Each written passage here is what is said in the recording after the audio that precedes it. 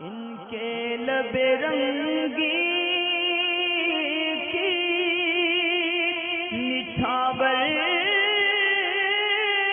थी कि जिसने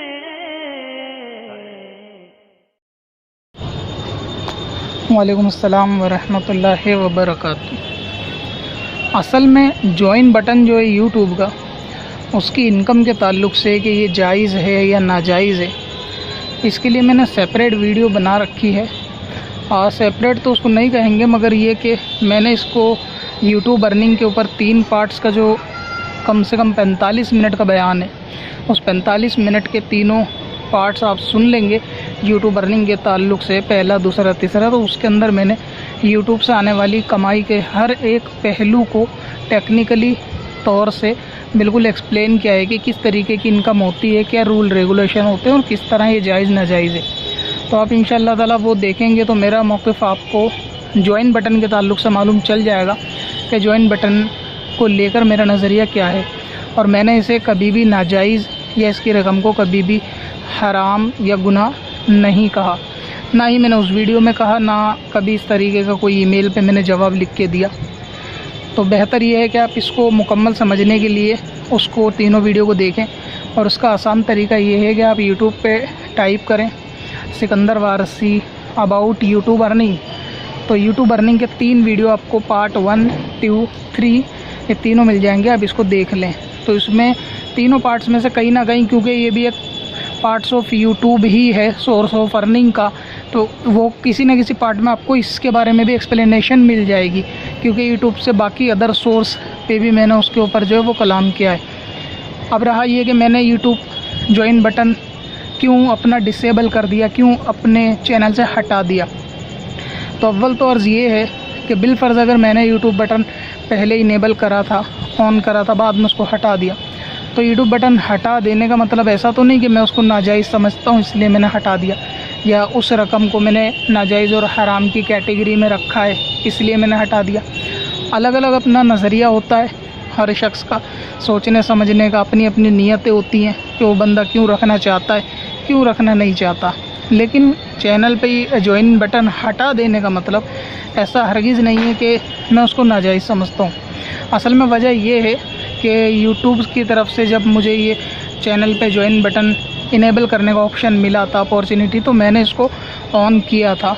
इसके सारे फीचर्स देखे, रूल रेगुलेशन देखे, तो इसको ऑन करने के बाद एक चीज़ सामने आई थी, वो ये थी कि अगर कोई शख्स ये ज्वाइन बटन के ज़रिए जो चैनल के सब्सक्राइब की बटन बराबर में जो होता है, तो मैंने उसको ऑन किया था। लेकिन उसमें सूरत हाल देखने में ये आई कि अगर कोई शख्स उस ज्वाइन बटन के ज़रिए से पैसे भेजता है, तो इसमें सबसे पहले तो ये होता है कि इसके अंदर जो है यूट्यूब वाले कुछ उसका अमाउंट काटते हैं, कुछ परसेंटेज। उसके बाद गवर्नमेंट कुछ GST वगैरह काटती है। तो उसके बाद जो अमाउंट बचता है वो उसको मिलता है, यानी जिसको ये रिवॉर्ड भेजा जा रहा है। मिसाल के तौर पे अगर कोई शख्स मसाइल शरीयत चैनल के ज्वाइन बटन के ज़रिए से 100 रुपये डोनेट करता है, तो वो 100 रुपये में से 10 रुपये के करीब, शायद एक राउंड फिगर लमसम अगर आप माने तो इतने के करीब जो है ना यूट्यूब काट लेता है। फिर उस पर 5-7 रुपये GST वगैरह कट जाती है, बल्कि 100 पे 10 नहीं 20 के या 20-25 के करीब शायद कटता है यूट्यूब की तरफ से। फिर उस पर 5-7 रुपये की GST कट जाती है। इस तरीके से जो अमाउंट मेरे पास आएगा वो आएगा 60 रुपये। तो इसका सीधा सा मतलब ये हुआ कि मुसलमान का जो पैसा है वो बेवजह यहूदियों के खाते में जाता है, जबकि इसकी ज़रूरत भी नहीं, कोई मजबूरी भी नहीं। हाँ, वो एक अलग चीज़ है कि अगर कोई उनका ऐसा प्रोडक्ट आप यूज़ करते हैं कि जहाँ उनको पैसा दे के आपको ख़रीदना पड़ता है, वो एक मजबूरी है, जैसे मोबाइल यूज़ करना या दूसरी डाटा या चीज़ें इस्तेमाल करना। लेकिन जहाँ पर कोई दूसरे ऑप्शन मौजूद होते हैं तो वहाँ पे मतलब अच्छा नहीं लगता कि किसी मुसलमान का जो मासूम माल है वो यहूदियों के, कुफ़ार के पास बेवजह जाए। तो मुझे ये चीज़ ज़ाती तौर से अच्छी नहीं लगी कि अगर कोई शख्स 100 रुपये देता है चैनल को, वो 100 रुपये में कट के 60 रुपये मेरे पास आते हैं, 40 रुपये यूट्यूब के पास और गवर्नमेंट के पास क्यों जाते हैं? यानी किसी की मेहनत की कमाई खाली पीली यूट्यूब वाले क्यों रखते हैं? तो इसीलिए मैंने इसको डिसेबल कर दिया। इसकी सबसे मेजर वजह जो थी वो ये थी। अगर ऐसा होता कि डायरेक्ट जितने बंदा भेज रहा है अगर उतने ही आएंगे तो ठीक है, लेकिन इनका बीच में पैसे काटना, जबकि देने वाले ने यहूदियों को देने की नियत ही नहीं की, उसने मुसलमान को देने की नियत की कि मैं 50 रुपये मसाले शरीयत चैनल को भेजता हूँ। तो जाहिर सी बात है फिर वो कट कटा के अगर 25-30 आएंगे तो आधा तो उसको अब वहीं पे चले जाएंगे। तो इसलिए मैंने इसको डिसेबल कर दिया कि बेकार में माल मासूम मुसलमानों का या यहूदियों के काफिरों के खाते में जाता है, ये चीज़ मुझे अच्छी नहीं लगी। तो इसीलिए उसके बदले में डिस्क्रिप्शन के अंदर UPI ID का सजेशन फिर आया था कि UPI ID is the best option, कि उसके अंदर होता ये है कि उसके अंदर कुछ भी अमाउंट जो है वो कटता नहीं। अगर कोई मिसाल के तौर पे 10 रुपये भी सेंड करता है तो वो सीधे 10 आते हैं, उसमें किसी और का लेना देना नहीं होता, पहली चीज़। अच्छा, दूसरी उसके अंदर ये होती है कि अगर मिसाल के तौर पे कुछ लोग ऐसी लोकेशन पे रह रहे होते हैं जो मेरे कांटेक्ट में है कि वहाँ पर वो किसी भी अच्छे मौसम में, मौसम से मुराद ये कि उनके घर में खुशी गम हो या उनके साथ खुशी गम हो, या इसी तरह किसी अच्छे मुबारक महीने में उसके मौके पे ईसाल सवाब नहीं कर पाते, यानी ऐसी सोसाइटी में, ऐसी लोकेशन में रहते हैं कि जहाँ ऐसा माहौल नहीं है और वो अकेले कर नहीं पाते, तो वो लोग भी जो है वो मेरे को अमाउंट सेंड कर देते हैं। कुछ लोग ऐसे हैं जो कभी मौका ब मौका ऐसा कर देते हैं कि आप हमारी तरफ से ये नियाज़ करा देना। तो इसका एग्ज़ाम्पल ये है कि अगर किसी ने मेरे को 100 रुपये सेंड किए कि आप ये 100 रुपये सेंड किए और कहा कि गौसे आज़म की नियाज़ करा देना। अब यहाँ पे दो चीज़ें होती हैं, एक तो ये कि उसने बाउंडेशन लगा के भेजे हैं पैसे, एक कैद लगाई है नियाज़ की, तो जाहिर सी बात है अब उसके 100 रुपये की नियाज़ ही करानी पड़ेगी, दूसरे काम में नहीं ले सकते। अब दूसरी चीज़ ये है कि भेजने वाले ने भेजे 100 रुपये नियाज़ कराने के लिए, लेकिन अब क्योंकि अगर वो ज्वाइन बटन के ज़रिए से भेजेगा, चाहे वो महीने के हिसाब से भेजे कि हर 11वें में भेजे या जैसे भी, तो मेरे पास तो 100 नहीं आएंगे ना, मेरे पास तो सिर्फ 60 रुपये आएंगे। तो अब अगर मुझे 100 की नियाज़ करानी पड़ेगी तो या तो 40 रुपये अपने पास से डालने पड़ेंगे, या तो उसे फिर बताना पड़ेगा कि आप 100 भेज दो 40। इस तरह अगर उसे 100 की नियाज़ करानी है तो वो 140 भेजेगा, तो ये तो नुकसान ही है बंदे का कि वो बेकार में 40 रुपये यूट्यूब वालों को फिजूल में दे रहा है। तो इसलिए ये कोई अच्छा ऑप्शन मुझे नहीं लगा, वो इसीलिए कि बस मोमिन का माल बेकार में यहूदी खाएं। तो ये चीज़ इससे बचना चाहिए, परहेज़ करना चाहिए, बेवजह नफ़ा नहीं देना चाहिए। सीधा सा खुलासा ये है कि बेवजह का नफ़ा नहीं पहुंचाना चाहिए। तो इसीलिए एक जो है ना डिसेबल कर दिया कि इसके अंदर भेजने वाला किसी साले सवाब के लिए भेज रहा है तो वो अमाउंट भी पूरा नहीं आ रहा। अच्छा, अब इसकी दूसरी मेजर वजह जो है वो ये है कि ये जो इसका अमाउंट होता है ना, ये गालिबन डायरेक्ट जो है बैंक अकाउंट के अंदर नहीं आता मेरे मालूमात के मुताबिक। हो सकता है कि अब आने लगा हो, लेकिन जब तक स्टार्टिंग में ज्वाइन बटन था तो इस तरह इसका डायरेक्ट अकाउंट में नहीं आता था। ये जाता है एडसेंस अकाउंट के अंदर। गूगल का ही एक अपना अकाउंट होता है एडसेंस अकाउंट, जिसके अंदर आप यूट्यूब की अर्निंग को जमा करते हैं। ये एक वॉलेट होता है गूगल का, समझ लो जैसे पे फ़ोन या दूसरे एप्लीकेशन में वॉलेट होते हैं, ये एक वैसे ही वॉलेट है गूगल का। तो आप जो भी यूट्यूब से एडवर्टाइज़ का पैसा कमाते हो वो डॉलर की शक्ल में उस वॉलेट में जाता है।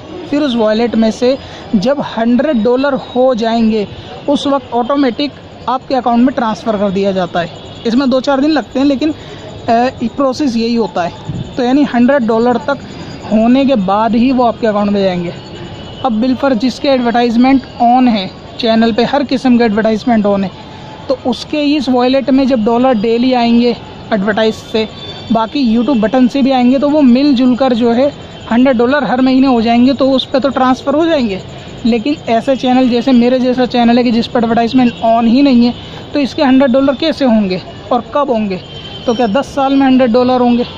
तो ऐसे में अगर बंदे ने मुझे मुहर्रम के लिए भेजे होंगे पैसे कि ये मुहर्रम में नियाज़ करा देना, तो ये तो 10 साल बाद के मुहर्रम में मेरे पास आएंगे पैसे, अगर ये एडसेंस के ज़रिए जाते हैं तो। और अगर आप मान लीजिए कि डायरेक्ट बैंक अकाउंट में आते हैं, वैसे ऐसा शायद नहीं है, शायद हो सकता है कि मैं गलत हूँ, ऐसा अब हो गया हो, तो भी फिर पहला वाला मसला अटकता है कि अगर डायरेक्ट भी आ रहे हैं तो पूरे नहीं आ रहे। तो इसीलिए इन सब बातों को देखते हुए मैंने इसको जो है ना डिसेबल ज्वाइन बटन को वापस कर दिया कि बेकार में लोग इसमें ज्वाइन करें या अमाउंट भेजें और उनका पैसा जो है ना वो बेकार में इतना पहुँचे भी ना, आधा जितना वो GST PST CST में कट जाए, इन सब ड्रामों में बेकार। इससे बढ़िया तो वो बंदा उतनी जितनी रकम इसमें कटेगी किसी गरीब को सदका देगा तो उसका सवाब इंशाअल्लाह ताला पाएगा। तो मैंने उसको ज़ाती तौर से ये सब बातें नोट करते हुए कि किसी मुसलमान का पैसा ख़राब ना हो 1 रुपया भी, मैंने इसको जो है वो डिसेबल कर दिया।